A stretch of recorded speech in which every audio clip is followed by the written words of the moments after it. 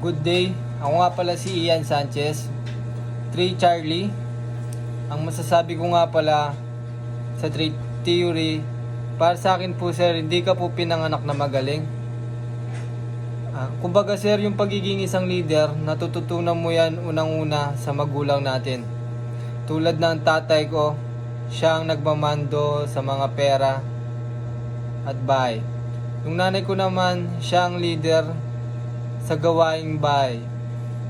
At dahil sa kanila, natuto ako paano mag-handle ng mga bagay-bagay at nai-apply ko sa aking sarili. At doon ko namamalayan na pwede pala ako maging isang ganap na leader nang dahil sa mga natutunan ko sa aking magulang.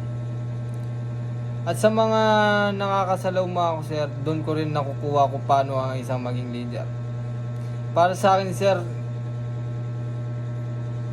sir, talagang naniniwala ako na pagiging isang leader ay nadidevelop at nabubuo. Hindi yung pinanganak ka pa lang may katangian ka na bilang isang leader. At tulad sa kakilala kong magaling na leader at kilala siya sa alos sa school ng JCFC na si Sir Basti. Nang dahil sa kanya, nag-top ranking ang school ng JCFC. Dahil sa kanyang galing at usay sir, na ma-manage niya ang school at tamang disiplina sa mga estudyante, kaya't nakakuha ng magandang performance ang JCFC.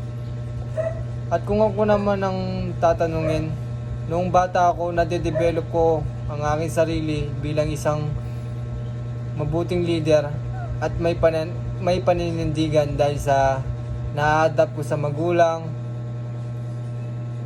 Yun lamang sir. Thank you po. Good day.